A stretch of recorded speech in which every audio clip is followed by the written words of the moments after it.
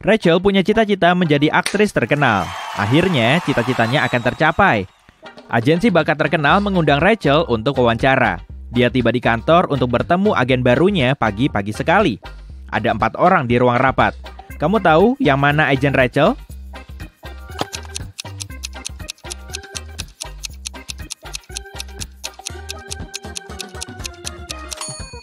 Pria ini satu-satunya orang yang tidak punya tanda pengenal pegawai. Jadi, dia mungkin tamu juga.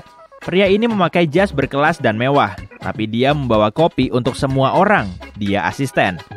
Di muk wanita ini ada tulisan pengacara terbaik. Jadi, dia mungkin menangani masalah legal.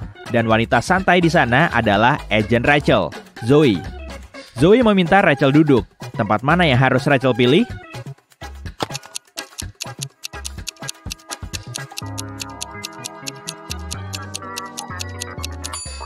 Kaki kursi ini hilang satu. Seseorang menumpahkan kopi di kursi ini. Barista menulis bos di cangkir ini dan meninggalkannya di meja di depan kursi ini. Dan seseorang meninggalkan sweater di kursi ini. Jadi, Rachel hanya punya satu pilihan. Ini dia. Pertama-tama, Zoe memutuskan untuk memeriksa kecerdasan Rachel dan memberinya teka-teki. Dia menggunakan 3 pensil untuk membuat segitiga ini. Tugas Rachel adalah membuat persegi sempurna dengan memindahkan 1 pensil saja. Kamu bisa membantunya?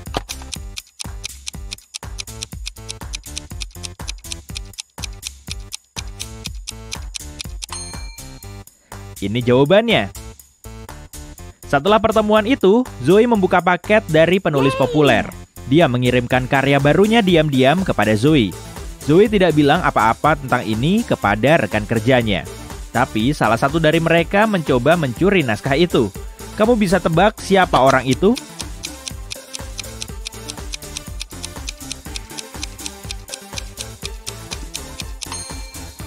Asistennya, dia menggunakan kamera depan untuk memotret plafon cermin saat Zoe membaca naskah itu. Zoe membawa Rachel ke audisi pertamanya. Rachel mengantri dengan aktris lain. Mereka memperebutkan peran utama dalam serial baru. Karakter utamanya rabun, jadi semua aktris memakai kacamata palsu untuk mendalami karakter. Rachel kurang baik melakukannya, dan aktris lain, Sally, mendapatkan peran itu. Rachel sangat kesal, tapi tiba-tiba Sally jatuh ke lantai. Dia tak sadarkan diri, lalu Rachel memanggil ambulans. Dokter bilang ada yang meracuni Sally, tapi semua aktris makan camilan dan air yang sama. Dokter memeriksa makanan itu, tapi tidak ada racun di sana.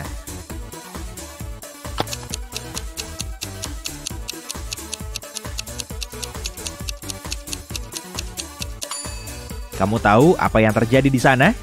Aktris ini memberikan tisu basah kepada Sally untuk mengelap kacamatanya. Tisu itu diberi racun. Keesokan harinya, Rachel tiba di teater untuk bertemu Stan. Dia sutradara terkenal. Dia langsung menyadari 5 hal aneh di tempat ini. Kalau kamu bisa melihatnya juga.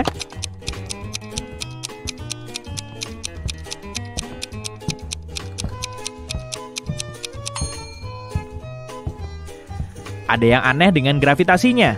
Lebih jelasnya, lampu gantung ini yang tidak menggantung dari plafon seperti seharusnya. Angin yang dihasilkan kipas bertiup ke kanan, tapi rambut aktris ini terbang ke kiri. Ada langkah manusia di plafon. Lampu sorotnya merah, tapi cahaya di panggung biru. Dan bayangan balerina ini jatuh ke arah yang salah.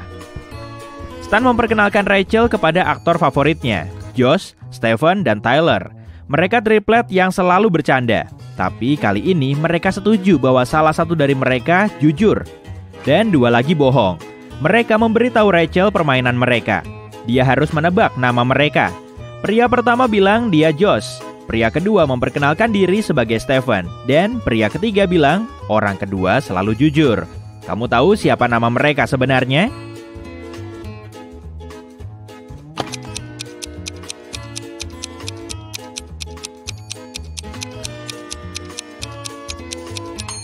Jika pria ketiga jujur, begitu juga pria kedua. Tapi hanya satu pria yang harus jujur.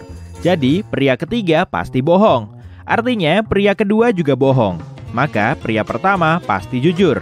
Dia memang Josh. Pria kedua bukan Josh atau Stephen, dia Tyler. Dan pria ketiga adalah Stephen. Stan menawari Rachel untuk memerankan seorang putri dalam produksi barunya. Rachel pergi ke ruang ganti untuk memakai makeup. Tiba-tiba dia mendengar teriakan. Rachel keluar dari ruangan itu dan melihat bintang utama drama panggung itu dipenuhi chat. Rachel mempertanyakan tersangkanya. Ron, asisten, bilang dia sedang makan sandwich di balkon saat itu terjadi. Lily, penata gaya, sedang menelepon suaminya. Dan Stacy, petugas kebersihan, bilang dia sedang membersihkan toilet saat itu. Siapa yang bersalah?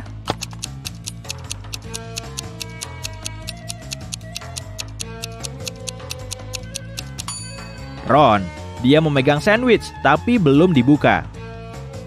Setelah Rachel dapat kerja, dia butuh tempat tinggal di Hollywood. Dia mulai mencari apartemen dan menemui 3 agen. Masing-masing agen menunjukkan 1 apartemen. Rachel menyukai semuanya, tapi saat memeriksa apartemen itu, dia sadar ada penipu di antara agen properti itu. Rachel melihat dokumennya baik-baik. Apartemen mana yang sebaiknya dia pilih?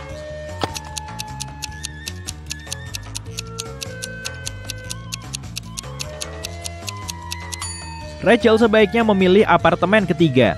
Apartemen pertama ada di lantai 6, tapi itu mustahil karena gedungnya hanya 5 lantai. Dan menurut deskripsi, apartemen kedua, pembangunannya akan selesai pada tahun 2025. Ngomong-ngomong, ini tahun 2022. Tapi Rachel butuh apartemen itu secepatnya. Rachel menyewa apartemen ketiga dan langsung pindah. Tapi ada masalah dengan kamar mandi di sana. Kamu bisa melihatnya?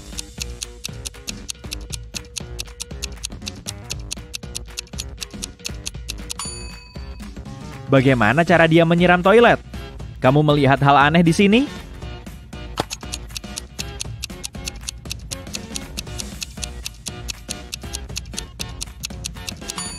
Tidak ada saluran pembuangan pancuran. Rachel mendengar bunyi bel pintu. Tetangganya, Peter dan Victor, membawakan 2 kue untuknya. Tapi hanya 1 yang bisa dimakan. Kamu tahu yang mana?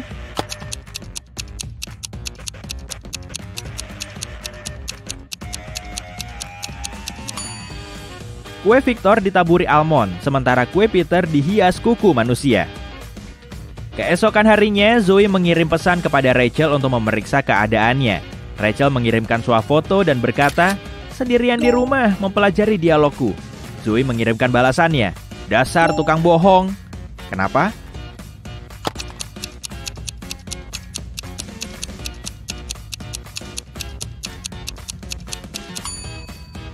Jika Rachel sendirian, siapa pria itu? Zoe mengajak Rachel ke pesta dan memperkenalkannya kepada Nick, milioner eksentrik yang mendanai salah satu proyek film Zoe. Mereka mengobrol sebentar, lalu dia hilang di tengah keramaian. Tak lama kemudian, Rachel melihat 3 pria membelakanginya. Mereka mirip Nick. Kamu tahu mana Nick yang asli?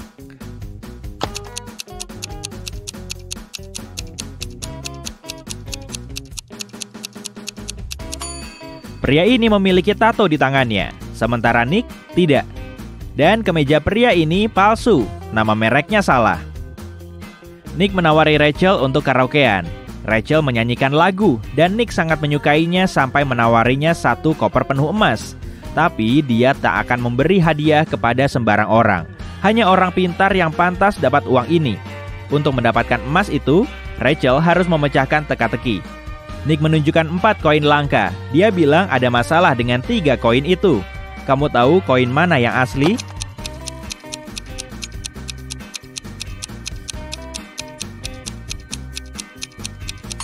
Orang yang hidup pada masa itu tidak menyebut era mereka sebelum Masehi. Koin ini dari masa depan. Lihat tahunnya. Tidak ada mobil pada tahun 1365. Jadi, ini koin yang asli. Rachel menggunakan aplikasi taksi untuk membawa pulang koper berharganya. Dia melihat 3 mobil sama persis di tempat parkir. Ketiga pengemudi bilang Rachel memesan mobil mereka. Pengemudi mana yang harus Rachel pilih?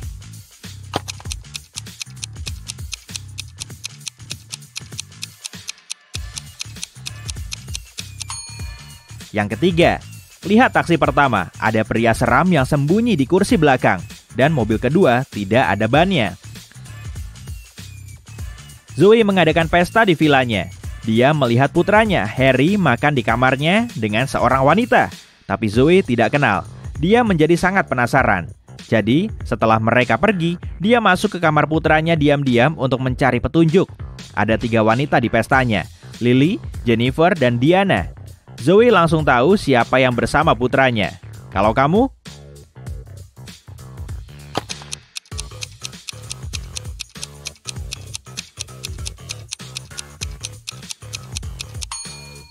Harry pacaran dengan Jennifer. Lihat piring di meja, ada noda lipstik di garpunya. Hanya Jennifer yang memakai lipstik merah. Di pagi hari, Rachel lari di taman. Dalam perjalanan ke sana, dia bertemu wanita ini. Tak lama kemudian, dia melihat wanita lain, sama persis. Rachel berpikir itu sangat aneh. Tapi sebenarnya ada 5 perbedaan di antara 2 wanita ini. Kamu bisa melihatnya.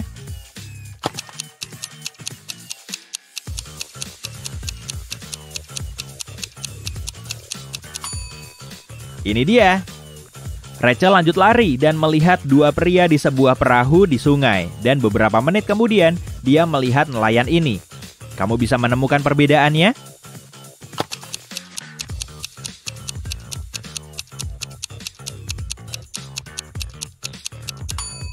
Ada 5 perbedaan di antara 2 foto ini.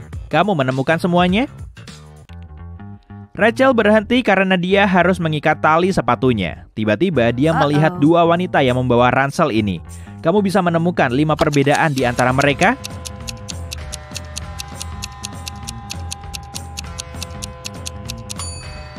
Benar, ini dia. Rachel tiba di gedung apartemennya dan melihat tetangganya, Peter, tak sadarkan diri di bawah tangga.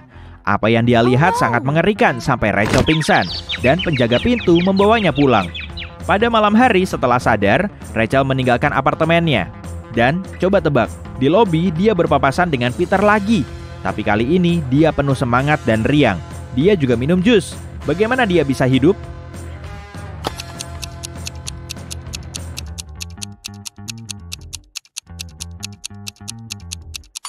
Lihat, dia vampir.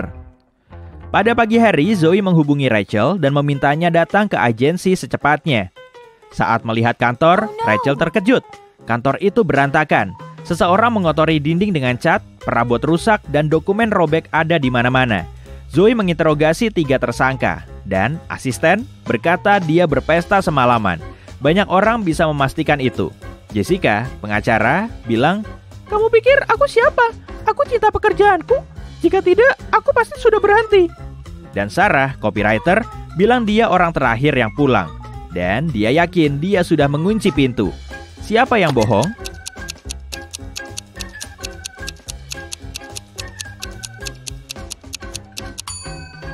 Jessica. Semua gelas pecah kecuali gelasnya. Pengacara terbaik. Wanita itu ingin menyingkirkan beberapa dokumen. Jadi, dia memalsukan perampokan. Randy baru aja pulang setelah puas main di pantai. Dia langsung nyalain kompor buat bikin sarapan. Tapi beberapa saat kemudian ada yang ngetuk pintu rumahnya. Dan setelah dicek, ternyata ada sejumlah pria yang ngaku-ngaku jadi petugas perbaikan gedung. Mereka bilang di dalam rumah Randy ada kebocoran gas dan dia harus segera keluar. Randy langsung membanting pintu di hadapan mereka, kemudian menghubungi polisi. Dia yakin semua pria itu sebetulnya maling. Kenapa Randy bisa mikir gitu ya?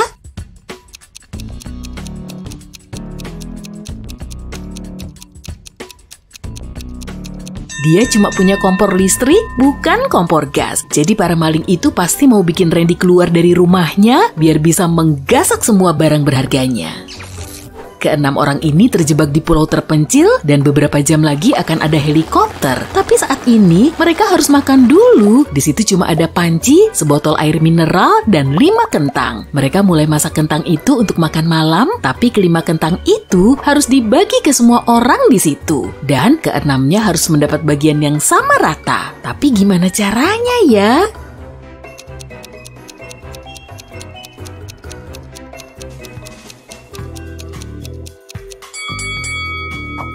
Gampang, tumbuk aja semua kentangnya.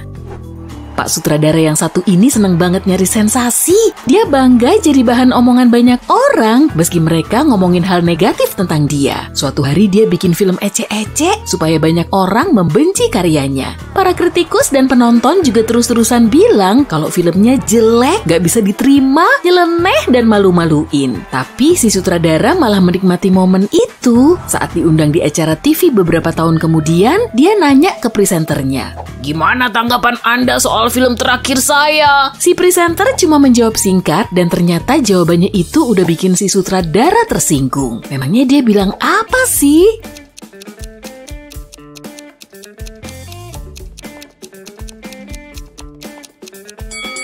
Maaf Pak, saya udah lupa.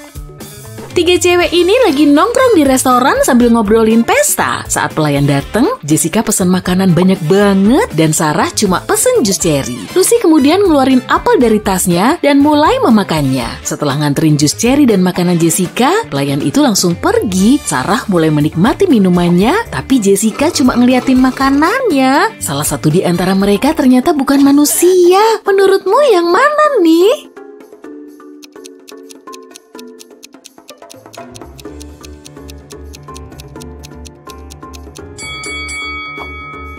Si pelayan, lihat deh, masa tangannya dilapisi sisik? Pupil matanya juga kelihatan kayak ular.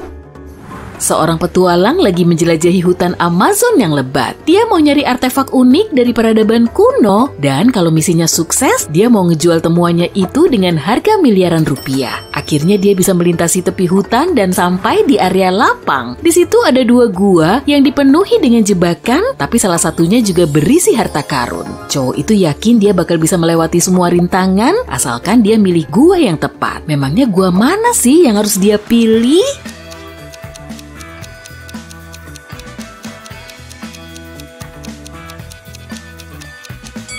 Yang di sebelah kanan, pintu masuknya terhalang oleh sarang laba-laba. Berarti gua itu sudah lama nggak dimasuki kan? Para pemburu harta karun lainnya udah milih gua yang kiri, tapi mereka nggak pernah kembali lagi.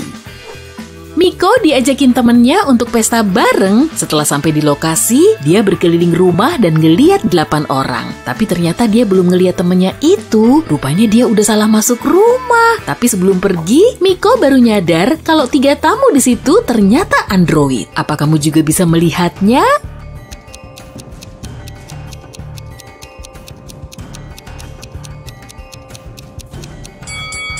Cowok ini lagi nuang bensin ke gelas. Di kepala wanita ini ada kepulan asap akibat korsleting. Dan cewek ini lagi ngecas ponselnya dengan kabel yang terhubung ke leher.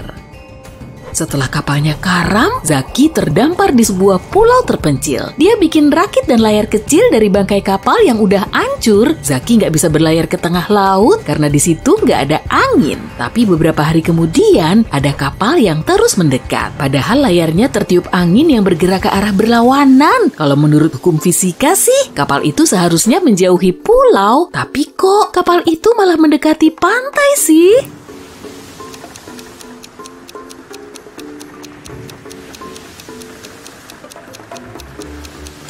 Ya iyalah, karena kapalnya ditenagai mesin. Rico cuma bisa berjalan di tengah hutan sambil nyeker karena sepatunya diambil monyet. Dia semakin kedinginan dan kelaparan, tapi untungnya dia nemu pondok kecil. Di cerobong asapnya ada asap yang membumbung tinggi, jendelanya juga disoroti cahaya. Di hadapannya langsung muncul 3 jalan. Jalan pertama ditutupi batu bara panas, jalan kedua dipenuhi paku berkarat, dan jalan ketiga penuh dengan pecahan kaca. Jalan mana yang harus Rico pilih?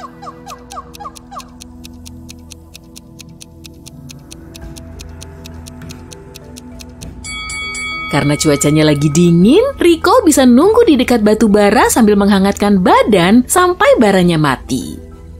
Tony udah menyusuri gurun selama berjam-jam hingga tengkuknya tersengat matahari. Sejauh mata memandang cuma ada hamparan pasir dan semua persediaan airnya sudah habis. Tony semakin lemah dan akhirnya tepar. Saat itulah dia ngelihat 2 genangan air kecil dan dia cuma bisa mendekati salah satunya. Menurutmu, genangan mana yang cuma fata morgana dan mana yang memang asli?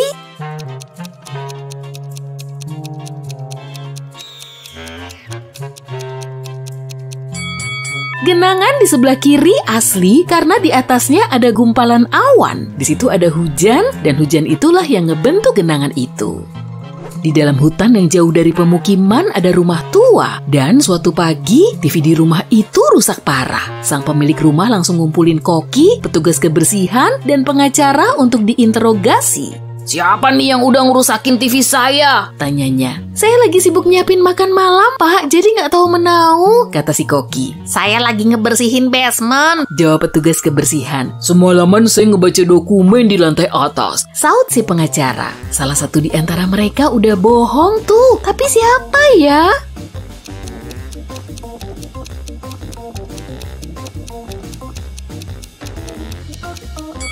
Si pengacara, dia bilang dia lagi di lantai atas, padahal rumah itu cuma berlantai 1. Jadi dia nggak mungkin ngebaca dokumen itu di lantai 2. Kunci mobil Tommy tiba-tiba hilang. Dia udah nyari di seisi rumah, tapi belum ketemu juga. Cowok itu kemudian masuk ke ruangan lain dan ngeliat ke lantai. Ternyata kunci mobilnya nempel di lampu gantung. Gimana Tommy bisa tahu ya?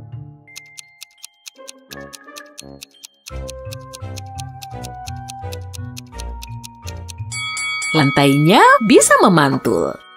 Pak dosen filosofi ini lagi ngadain ujian. Semua mahasiswa duduk di kursinya masing-masing sambil ngedengerin petunjuk sang dosen. Pecahin soal ini, kalian harus bisa membuktikan kalau semua yang terjadi di sekitar saya memang nyata. Dan saya dalam keadaan sadar. Siapapun yang bisa ngasih bukti meyakinkan akan dapat nilai tertinggi. Semua mahasiswa itu udah berjam-jam nulis jawabannya, tapi nggak ada satupun yang mendapat nilai bagus kecuali cewek ini. Di dalam esainya, dia nulis beberapa kata. Kira-kira kata apa ya yang dia tulis di situ?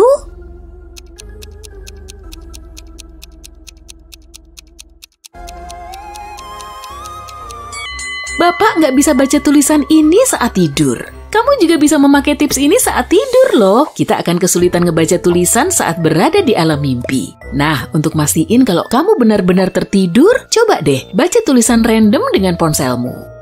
Rumah hantu ini terletak di kota X dan warga setempat gak ada yang berani dekat-dekat. Tapi suatu hari, 3 cewek dan 2 cowok ini akhirnya uji nyali di rumah itu sambil ngerekam aktivitas mereka. Dan setelah sampai di depan pintu, Robby malah gak mau masuk. Ketiga temannya kemudian masuk ke rumah angker itu dan Robby cuma di luar sendirian sambil ketakutan. Setelah nunggu teman-temannya selama beberapa menit, dia berencana mau nyari bantuan. Tapi tiba-tiba ada 4 cewek dan 1 cowok keluar lagi. Robby tahu kalau rumah itu berpenghuni dan dia langsung kabur dari situ. Gimana dia bisa tahu ya?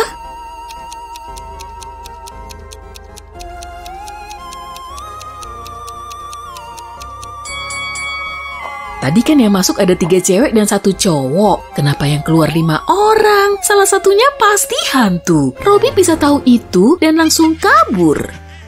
Malik lagi jalan di sepanjang trotoar sambil ngumpetin kedua tangannya di belakang. Kemudian ada mobil yang mendekat dari arah belakang dan saat itu ada genangan air di dekat Malik. Si pengendara makin mempercepat laju mobilnya dan pasti sebentar lagi tubuh Malik bakal basah kuyup tuh. Tapi selang beberapa detik, pengendara itu melambatkan mobilnya dan menjauh dari genangan. Kenapa dia nggak nerobos di atas genangan aja ya?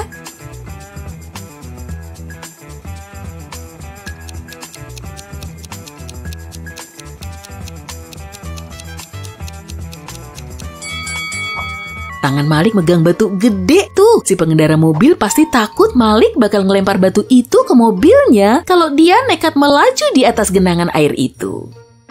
Amira lagi datang ke kastil tua, dindingnya ditempeli banyak potret raja dan ratu. Koridornya juga dihiasi cahaya lilin, dan saat memasuki lantai 1, Amira ngelihat sejumlah orang lagi asyik berdansa. Cewek itu langsung sadar kalau tubuhnya telah diteleportasi ke zaman kuno. Tapi ternyata semuanya palsu. Gimana dia bisa tahu?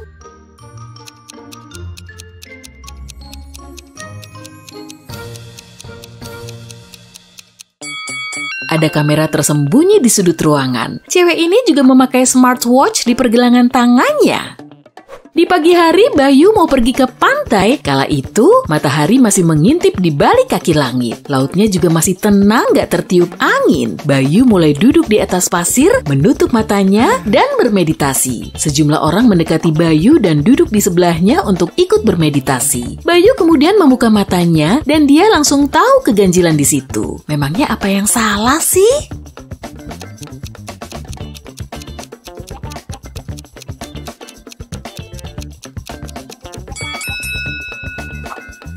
Lihat deh cara duduk Bayu dan ketiga orang ini. Tubuh mereka nggak nempel di tanah. Sekarang kita cek dulu jawaban benarmu yuk. 0-3 poin, tenang aja. Nggak perlu mikir terlalu jauh kok. Terkadang kamu cuma perlu mengandalkan intuisimu. 4-7 poin, ayo berlatih lagi. Pecahin teka-tekinya dan asah logikamu. Lain kali hasilmu pasti bakal lebih baik. 8-11 poin, lumayan lah, asah lagi kejelianmu ya. 12-15 poin, wah kamu gak gampang terkecoh dan jawabanmu selalu benar, keren. Tapi kamu perlu latihan lagi. 16 poin, mantap, kamu emang jago teka-teki. Kamu selalu mengamati hal-hal detail dan punya intuisi setajam silet. Raja suatu negara mengadakan jamuan dan mengundang semua temannya. Para tamu berkumpul di aula utama. Tapi sebelum perayaan dimulai, salah satu pelayan memberitahu sang raja bahwa semua minuman di sana telah diracuni. Raja cuma diam dan mengajak semua orang untuk bersulang untuk menyambut tahun baru. Semua tamu berdiri dan mengangkat gelas mereka. Saat itulah raja memperhatikan penjahat yang mencoba meracuninya dan tamu lainnya. Siapa ya?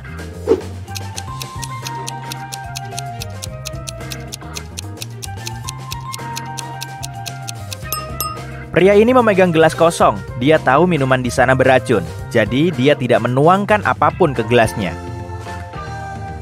Suatu hari pada malam musim dingin yang dingin, seseorang mencuri perhiasan dari rumah penyanyi terkenal. Si pencuri gagal kabur karena mobil polisi lewat. Si pencuri menyembunyikan tas berisi perhiasannya di bawah salju dan menyatu ke kerumunan. Detektif Chandra berhasil menangkap 2 tersangka. Lihatlah mereka dan coba tebak siapa yang merampok penyanyi tadi.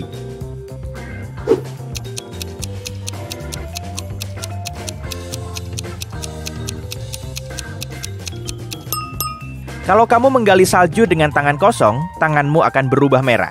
Jari dan telapak tangannya merah. Tapi wanita ini mungkin menggali salju menggunakan sarung tangan. Jadi, dia mungkin tersangkanya juga. Tapi dia tak mungkin bisa berlari kalau pakai sepatu hak tinggi seperti ini.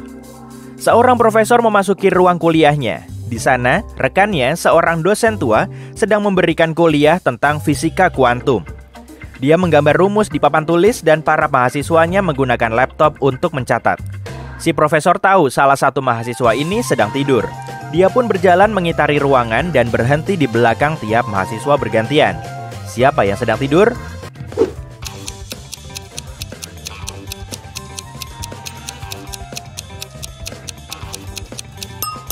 Hampir semua mahasiswa menulis rumus di laptop mereka, kecuali yang ini.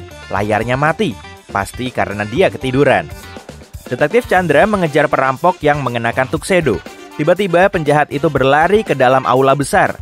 Semua orang di sana berpakaian formal. Bantuin Detektif Chandra menemukan si tersangka yuk.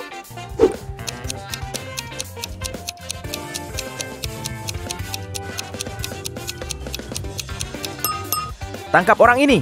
Dia keringetan karena habis lari. Atasan Leo baru saja membentaknya karena dia belum menyelesaikan rencana kerja mingguannya. Sekarang, Leo harus menghabiskan seluruh akhir pekannya di kantor buat menyelesaikan pekerjaannya. Si atasan mengambil kartu magnet Leo supaya dia tidak bisa keluar kantor. Beberapa jam berlalu, Leo pun kelaparan. Tidak ada air atau makanan di kantor. Tapi ada kulkas dan pendingin di ruangan sebelah di belakang pintu dengan kunci magnet. Pada hari Senin, Leo menyerahkan laporan lengkapnya kepada atasannya. Entah bagaimana, Leo berhasil mengambil makanan dan air. Kok bisa?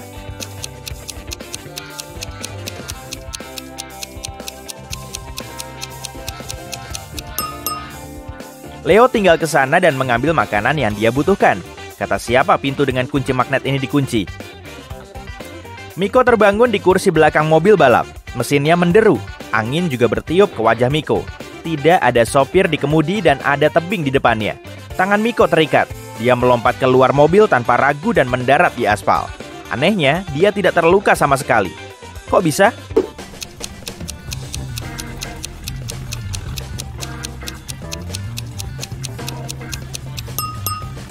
Mobilnya tidak bergerak, hanya mesinnya yang menyala. Victoria hampir sampai di rumahnya. Lampu depannya menyala otomatis dan menerangi jalannya menuju pintu. Victoria memasukkan kunci dan membuka pintu. Beberapa jam kemudian, bel pintunya berbunyi. Dia melihat lewat lubang intip dan melihat siluet seorang pria mengenakan topi. Victoria tidak berani membuka pintu, tapi bukan karena pria itu orang asing, melainkan karena dia bukan manusia. Kenapa Victoria berpikir begitu?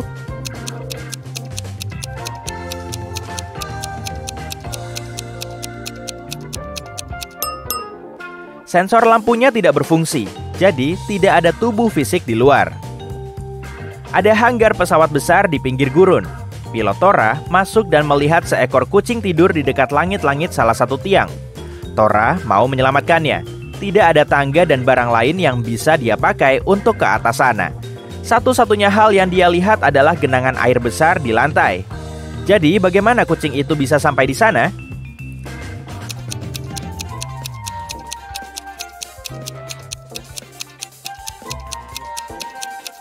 Tadinya ada piramida es batu.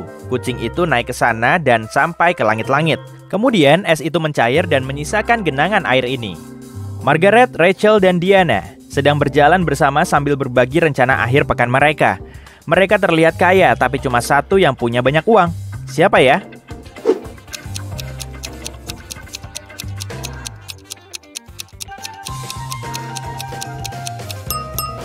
Margaret. Kamu bisa melihat kunci Ferrari di tasnya. Saat meninggalkan rumahnya, Sandra mengeluarkan kacamata hitamnya dari tas dan tak sengaja memecahkannya. Sekarang, dia harus membeli yang baru.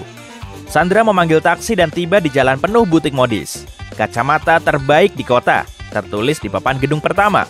Kacamata terbaik di dunia, tertulis di butik kedua. Tulisan di toko ketiga yang paling keren. Sandra pun ke sana. Apa yang tertulis di toko ketiga?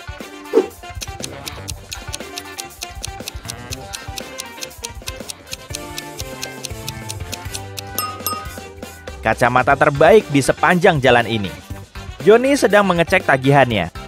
500.000 untuk listrik, 390.000 untuk air, 700.000 untuk tas, 4,48 juta untuk ponsel baru, 520.000 untuk makan malam di restoran, 5,89 juta untuk komputer, dan 6,37 juta untuk kamar hotel mewah. Dia menerima bonus di kantor, tapi dia juga harus membeli kulkas baru untuk ibunya seharga 7,98 juta. Johnny harus segera pergi, tapi dia ingin tahu berapa banyak uang yang dia butuhkan. Bagaimana cara menghitungnya dengan cepat?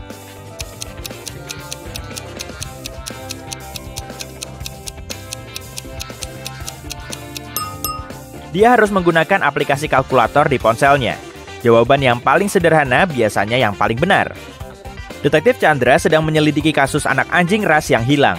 Dia punya daftar 3 tersangka dan mengunjungi mereka bertiga. Tersangka pertama adalah seorang gadis muda. Dia bilang kemarin dia bersama teman-temannya dan dia alergi anjing. Tersangka kedua adalah seorang pria tua. Dia bilang dirinya tidak meninggalkan rumah selama beberapa hari terakhir. Yang ketiga adalah seorang video blogger terkenal. Katanya dia membuat video YouTube seharian. Siapa di antara mereka yang berbohong?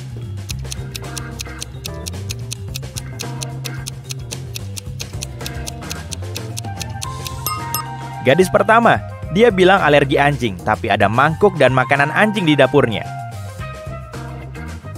Petra bekerja sebagai manajer utama di perusahaan asuransi besar. Hari ini atasannya memintanya memecat 3 karyawan.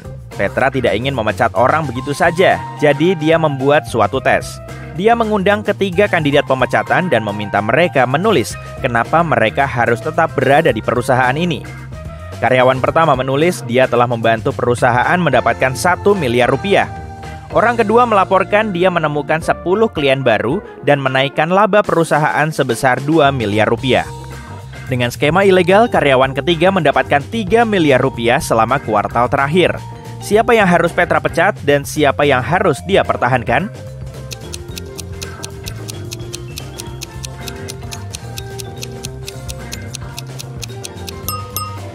Dia diminta memecat 3 orang. Ingat kan? Jadi tes ini tidak ada gunanya. Sebuah kereta akhirnya meninggalkan stasiunnya. Kondektur mulai memeriksa tiket. 2 penumpang, Miko dan Anye, menyerahkan 2 tiket untuk kursi yang sama. Pasti ada yang salah di sini, karena cuma 1 penumpang yang bisa membeli tiket untuk 1 kursi tertentu. Tiket pertama milik Miko Johan, kursinya 7B. Anya Roy tertulis di tiket kedua, kursinya juga 7B. Siapa yang harus duduk di tempat ini?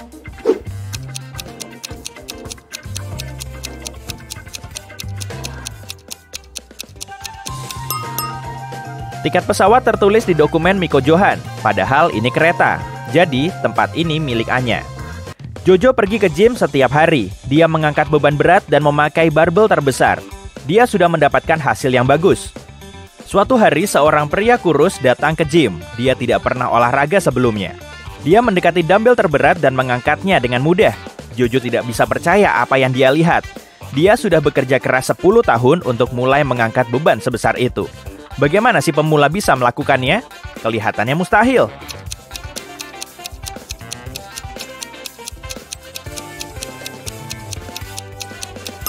Orang baru itu adalah robot.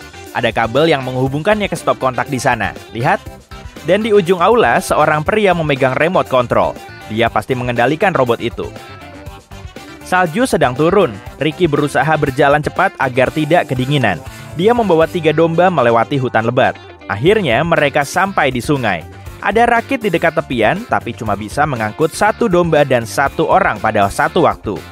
Seekor serigala menunggu di seberang sungai.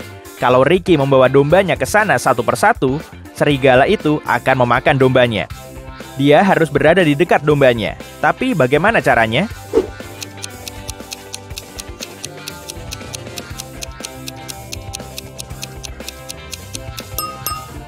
Ini musim dingin dan sungainya membeku. Nah, mari hitung skor kalian. 0-3 poin kamu perlu lebih banyak latihan. Tapi aku yakin sekarang kamu lebih semangat. Jadi, kamu bakal lebih jago memecahkan teka-teki lain. 4-7 poin. Bukan hasil terbaikmu, tapi juga bukan yang terburuk. Kamu tahu apa yang harus ditingkatkan. 8-11 poin. Lumayan. Yang penting sekarang adalah mengasah kemampuanmu. 12-15 poin. Selamat, kamu dapat nilai tinggi. Jadi, anggaplah dirimu orang yang cerdas. Pak Rektor masuk ke auditorium saat di situ sedang diadakan kuliah rekayasa genetika. Dosen muda ini sedang menggambar diagram di papan tulis dan para mahasiswa sibuk menyalinnya di laptop masing-masing. Tapi Pak Rektor tahu, salah satu dari mereka nggak ngedengerin penjelasan si dosen.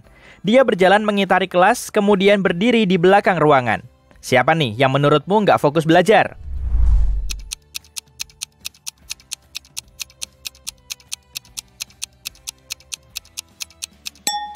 Saat mahasiswa lain sibuk nyatet penjelasan si dosen, cewek ini malah main teka-teki silang. Petugas Rudy lagi ngejar perampok yang lagi nyamar pakai baju badut. Perampok itu mulai ngacir ke arah karnaval, dan di situ ada banyak badut. Bantuin petugas Rudy nangkep tersangkanya dong.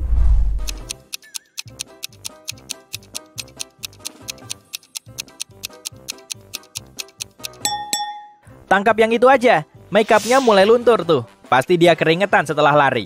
Dan di antara semua badut yang ada, cuma dia yang ngelepas hidung merahnya. Pantesan, dia kan masih ngos-ngosan setelah dikejar-kejar. Setelah keluar lift, Amelia berjalan ke kamarnya. Dia mulai nempelin kartu magnet ke pintu kamarnya agar bisa masuk. Kemudian dia masak air dan nonton TV. Saat itulah teleponnya berdering dan Amelia segera mengangkatnya.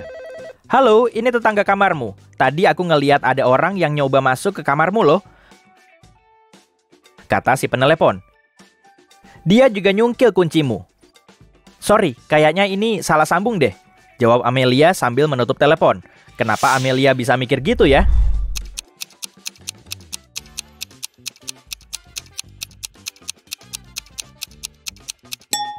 Pintunya kan pakai kunci magnet. Hendra terjebak di pulau tak berpenghuni setelah pesawatnya mengalami masalah. Ternyata bahan bakarnya habis dan dia nggak membawa alat komunikasi. Jadi dia harus bikin rakit dari bambu selama berminggu-minggu. Dia juga bikin layar dari parasut. Dan saat ini dia mulai berlayar menjauhi pantai. Tapi tiba-tiba ada badai. Ombak dan angin kencang mulai menghempaskan rakit kecilnya menjauhi daratan, menuju pusat badai. Kemudian, Hendra ngelihat perahu. Dia mencoba berteriak minta tolong, tapi perahu itu malah tersapu ombak besar. Duh, gimana nih? Hendra nggak bisa minta bantuan. Rakitnya mulai karam dan cowok itu terkulai pingsan. Saat terbangun, Hendra sudah ada di pulau lain yang dikelilingi bangkai kapal. Dan setelah beberapa kali celingukan, dia berseru kegirangan. Dia yakin kalau dia udah selamat. Memangnya, kenapa bisa gitu sih?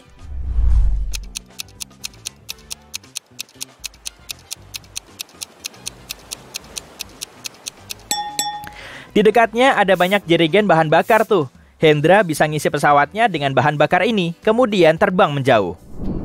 Di sela-sela pohon di tepi hutan ada hanggar helikopter rahasia. Dan di langit-langitnya ada tupai yang nggak bisa keluar dari sela-sela balok. Johnny, si penebang kayu, masuk ke hanggar dan langsung ngeliat hewan itu.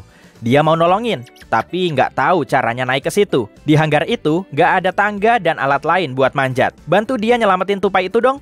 Di dekat langit-langit ada ventilasi yang ngebuka. Johnny bisa ngambil tupai itu lewat atap. Tapi gimana caranya ya?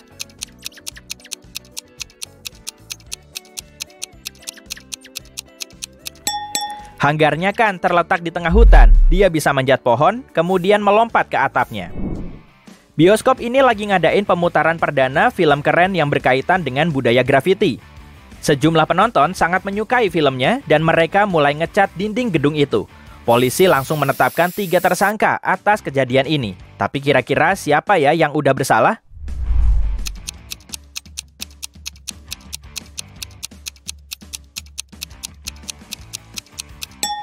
Coba deh amati cewek berambut biru ini. Di jarinya ada bercak-cat. Leo, Budi, dan Kemal lagi jalan-jalan di taman sambil bercerita soal weekend mereka.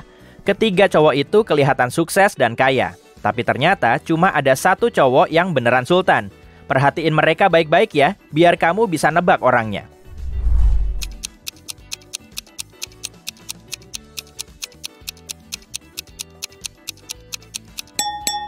Budi. Lihat deh spanduk iklan film action terbaru di kejauhan itu. Wajah Budi terpampang di situ. Linda keluar dari perpus sambil teleponan. Karena kurang fokus, dia nggak ngeliat di depannya ada trotoar. Dia langsung tersungkur dan tumit sepatunya patah. Setelah beberapa saat, cewek itu pesan taksi untuk pergi ke pusat kota. Banyak butik modis berderet-deret di pinggir jalan. Makanya, Linda jadi bingung harus masuk ke toko yang mana. Di gedung pertama, tertulis sepatu terbaik di kota. Kemudian, sepatu terbaik se-Indonesia Raya tertulis di butik kedua. Sepatu terbaik di benua ini terpampang di rumah mode. Sepatu terbaik di dunia tertulis di papan berikutnya. Linda masih ngelanjutin perjalanannya. Dan di situ ada sepatu terbaik di tata surya, sepatu terbaik di galaksi, dan sepatu terbaik di alam semesta. Akhirnya dia ngelihat toko kecil di ujung jalan dan segera masuk ke situ tanpa ragu. Memangnya apa sih yang tertulis di gedung itu?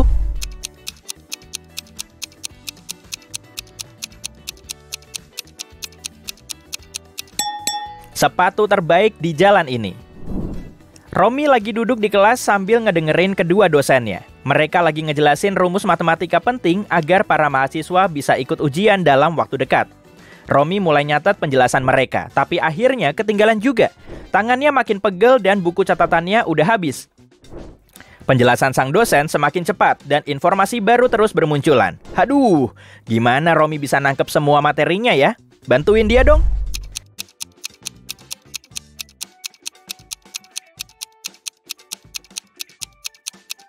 Dia cuma perlu nyalain perekam suara di ponselnya. Pesawat telah lepas landas dari bandara dan saat melalui kabin pesawat, pramugari ini ngeliat 2 penumpang yang sedang cekcok. Si pramugari kemudian nanya begini, "Ada yang bisa saya bantu?" Lalu Jaya ngejelasin kalau Cantika udah ngambil tempat duduknya. Tapi menurut Cantika, itu memang tempat duduknya. Lalu keduanya nunjukin tiket mereka ke pramugari. Dan si pramugari kemudian bilang, program di pesawat itu nggak akan mungkin menjual 2 kursi yang sama secara bersamaan. Dia ngambil boarding pas mereka dan langsung tahu kesalahannya. Menurutmu siapa sih yang tempat duduknya udah benar?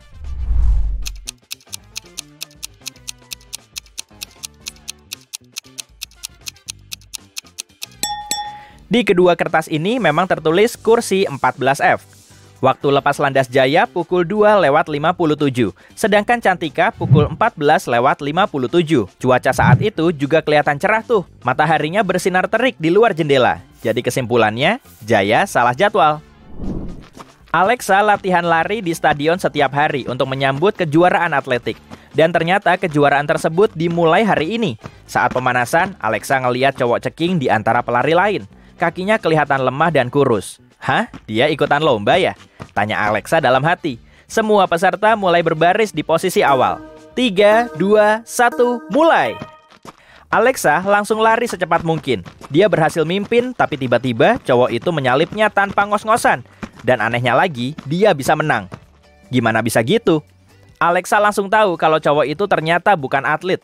Dia juga bukan manusia. Tapi gimana Alexa bisa tahu ya?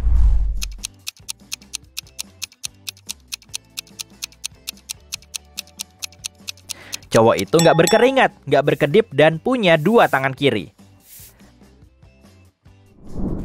Saat ini lagi hujan, dan Miko mempercepat langkahnya biar dia nggak kedinginan. Ketiga kambing yang mengikuti di belakang.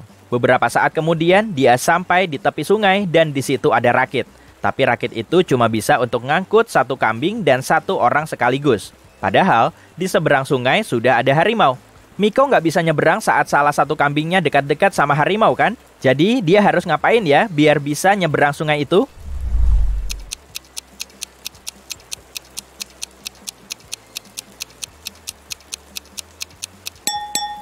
Nggak perlu nyebrang pakai rakit, di kejauhan sana ada jembatan kok.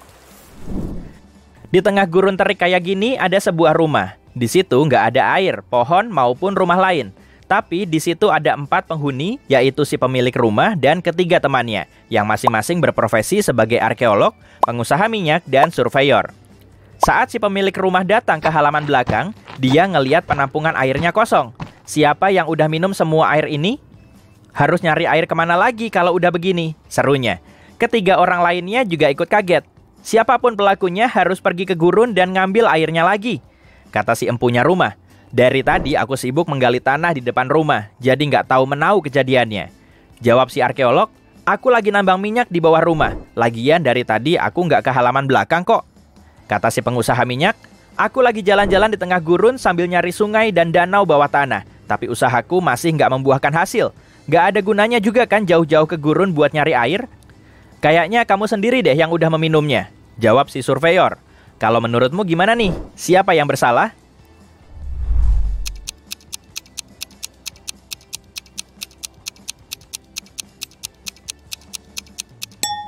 Gak ada.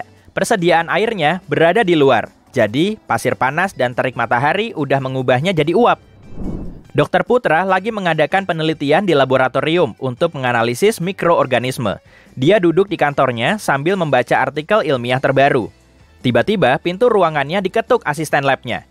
Dengan raut muka takut, cowok itu bilang kalau dia baru aja ngeliat monster asli. Makhluk itu punya banyak mulut, tentakel panjang dan 1 cakar, ucapnya. Dia udah mengunci monster itu di dalam lab. Kemudian, Dokter Putra memasuki lab untuk melihatnya secara langsung. Setelah si dokter memutar anak kunci, pintu lab mulai ngebuka. Si dokter pun melangkah masuk, tapi kok nggak ada apa-apa? Suasana di situ sangat hening, dan nggak ada monster sama sekali. Atau mungkin memang ada, tapi di mana?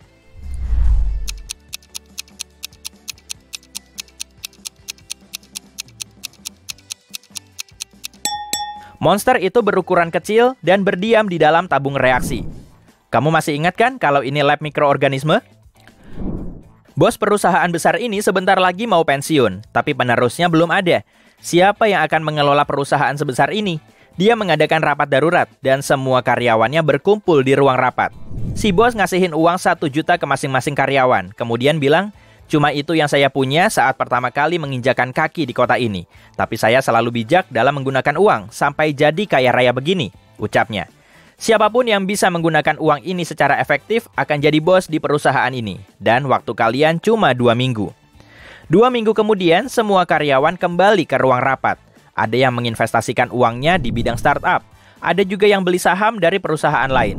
Malah ada juga yang menggunakannya untuk berbisnis kuliner. Karyawan cerdas lainnya juga mampu menghasilkan puluhan jutaan rupiah.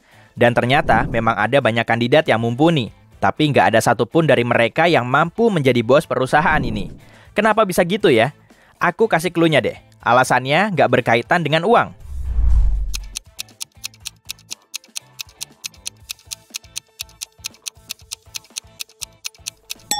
Bos perusahaan tadi ternyata udah meninggal.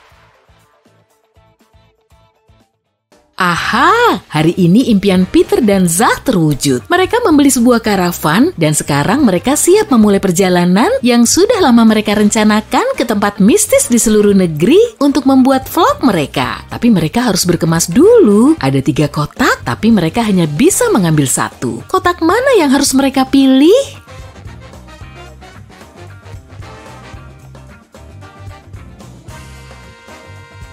Kotak pertama, lihat pantulan di cermin deh. Kotak kedua kosong dan makanan di kotak ketiga sudah basi. Ada beberapa kecoa juga di sana tuh. Mungkin bukan teman terbaik untuk perjalanan darat. Bibi Peter, Sarah, memberi Peter dan Zah 3 selimut tambal sulam untuk perjalanan mereka. Dia bilang dia membuat ketiganya sendiri, tapi itu bohong. Faktanya, dia hanya membuat 1 selimut dan membeli 2 selimut lainnya di internet. Bibi Sarah malu mengakuinya karena sebelumnya dia selalu menjahit semua selimutnya sendiri. Kamu tahu selimut mana yang dia buat sendiri?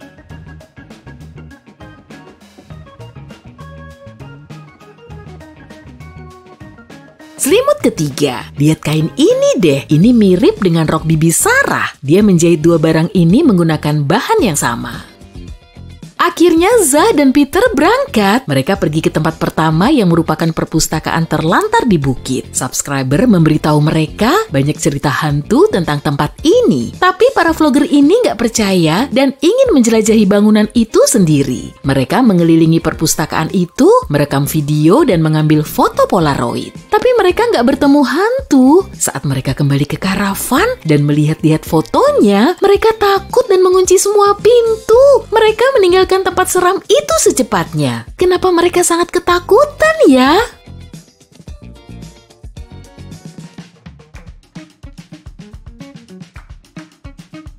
Mereka berdua ada di foto itu, tapi siapa yang mengambil foto ini? Kemudian mereka berhenti di kedai kopi setempat untuk membeli minuman panas. Begitu mereka masuk, Peter mengambil kameranya dan mulai merekam. Kenapa?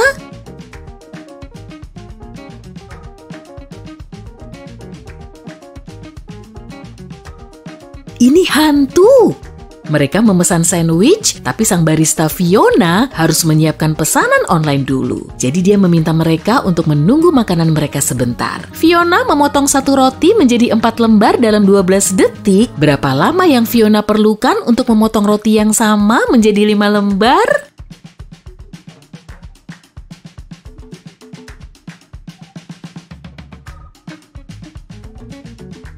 16 detik. Untuk mendapat 4 lembar roti, dia harus membuat 3 potongan. Jika dia butuh 12 detik untuk membuat 3 potongan, artinya dia membuat 1 potongan dalam 4 detik. Jika Fiona ingin memotong roti menjadi 5 lembar, dia harus membuat 4 potongan, jadi 4 detik untuk tiap potongan berarti 16 detik totalnya. Au, kepalaku pusing.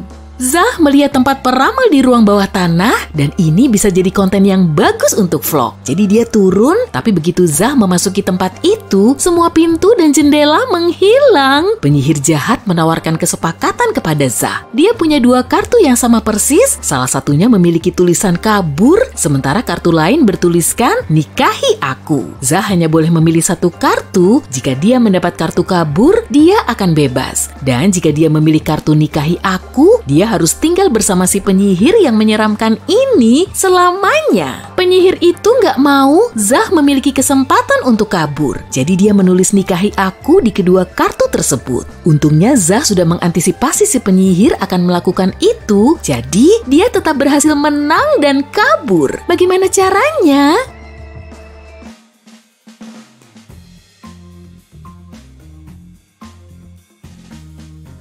Dia mengambil sebuah kartu dan menjatuhkannya ke perapian dengan bilang itu nggak disengaja. Penyihir itu harus membuka kartu lain yang bertuliskan nikahi aku kan? Menurut aturan harus ada 2 kartu yang berbeda. Jadi si penyihir itu terpaksa setuju bahwa kartu yang dipilih dan dibakar Zah pasti kartu yang bertuliskan kabur. Peter dan Zah melanjutkan perjalanan. Pada malam hari, mereka melihat 3 orang yang akan menumpang gak jauh dari halte. Mereka hanya bisa memilih 1 orang. Siapa yang harus mereka pilih?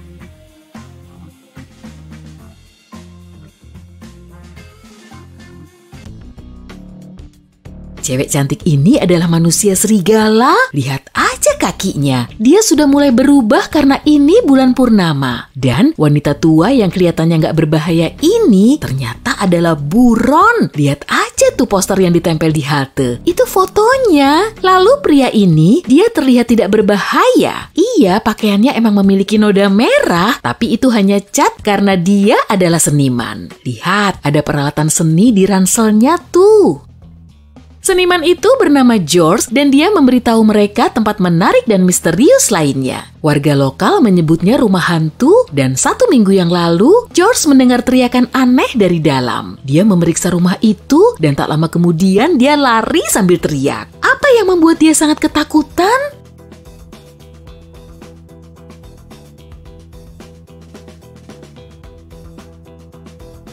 Potret badut seram ini bergerak.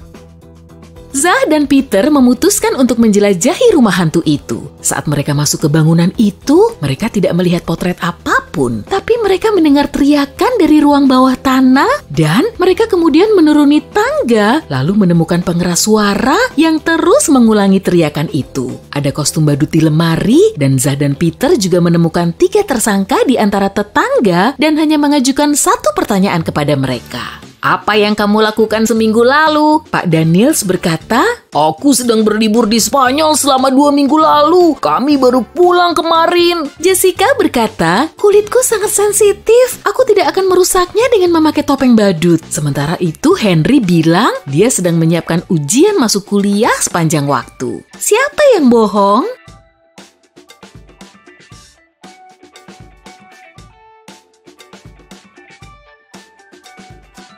Jessica, Zah dan Peter tidak mengatakan apa-apa tentang badut kan? Tapi kok Jessica mengaitkannya dengan badut? Mereka tiba di rumah sakit setempat untuk merekam wawancara dengan profesor terkenal, yaitu Dr. Thompson. Namun Dr. Thompson harus membantu 4 orang dulu. Kyle mengeluh, Aku memiliki misofonia. Aku mencuci tanganku 100 kali sehari. Kelly menjelaskan, aku takut ketinggian. Aku bahkan gak bisa naik sepeda. Fred mengeluh, Aku sangat takut air. Aku bahkan gak bisa melihat keran. dan Jenny berkata kalau dia memiliki klaustrofobia. Dia selalu pingsan di lift. Dr. Thompson tahu benar hanya 1 dari mereka yang jujur. Kamu tahu siapa?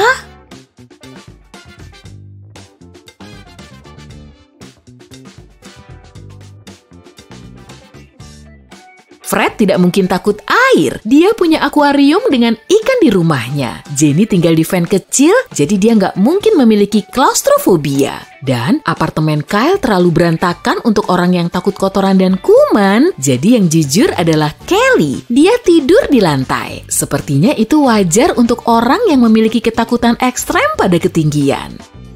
Perhentian selanjutnya, gua seram. Zah dan Peter pergi untuk melihat reruntuhan kuno di tengah hutan. Selama ini banyak orang yang sudah hilang di sana. Mereka mendengar teriakan aneh dari gua, berlari ke arah suara, lalu tersesat. Tiba-tiba mereka melihat 3 terowongan. Terowongan pertama berisi api, vampir yang lapar menunggu di terowongan kedua, dan terowongan ketiga berisi apel beracun. Jalan mana yang harus mereka pilih?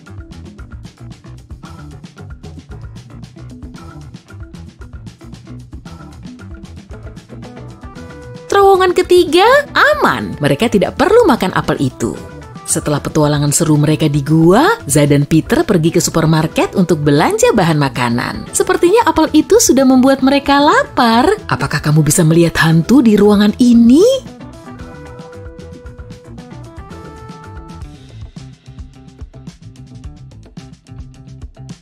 Ini dia. Peter dan Zah mengetahui bahwa orang-orang melihat zombie di kota telantar ini. Jadi mereka memutuskan berhenti di sana dan memeriksanya sendiri. Kota itu terlihat kosong dan mereka sangat kecewa. Tapi tiba-tiba kerumunan zombie yang lapar muncul dan mulai mengejar mereka. Mereka lari ke rumah sakit dan mengunci pintu. Zombie mulai merobohkan pintu itu, tapi untungnya sebuah helikopter dengan tim penyelamat cepat datang. Helikopter itu akan mendarat di atap. Zah dan Peter harus pergi ke sana secepat mungkin. Bantu mereka menemukan jalan terpendek dong.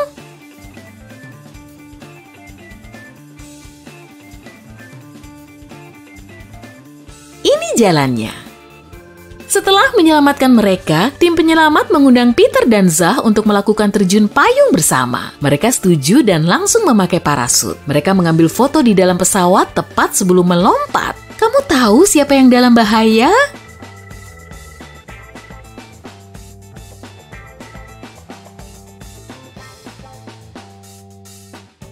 Di sini, dia memakai ransel biasa, bukan parasut. Kemudian mereka berhenti di tepi danau misterius, lalu mereka memancing. Tiba-tiba ada putri duyung melompat dari air dan menyeret Zah ke danau. Peter melompat ke air untuk menyelamatkan temannya. Akhirnya, dia menemukan Zah terbalut rumput laut di bebatuan di tengah danau. 3 putri duyung mengelilingi Zah dan menyanyikan lagu mereka. Saat mereka melihat Peter, mereka berkata, "Kami akan membebaskan temanmu jika kamu menebak siapa di antara kami yang bukan putri duyung asli. Apakah kamu bisa membantu Peter?"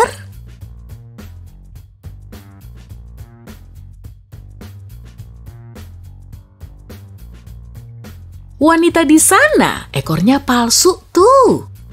Tak lama kemudian, Bibi Sarah menelpon mereka dan dia sangat kesal. Ternyata cincin berliannya tertinggal di karavan Peter. Peter menemukan cincin itu dan berkata, "Tenang aja, kami akan kirimkan kepada Bibi." Tapi rupanya ada masalah. Jika dia mengirimkannya lewat pos tanpa mengunci kotaknya, cincin itu pasti akan dicuri. Peter dan Bibi Sarah memiliki gembok, tapi mereka nggak punya kunci yang bisa membuka gembok yang lain. Namun akhirnya mereka berhasil melakukannya dan Bibi Sarah mendapatkan cincinnya kembali. Gimana caranya ya?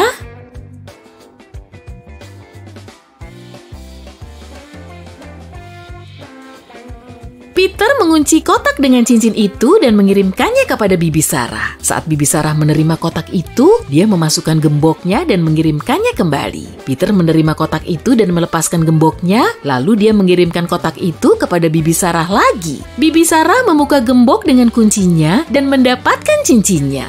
Astaga, hidup mereka rumit banget ya.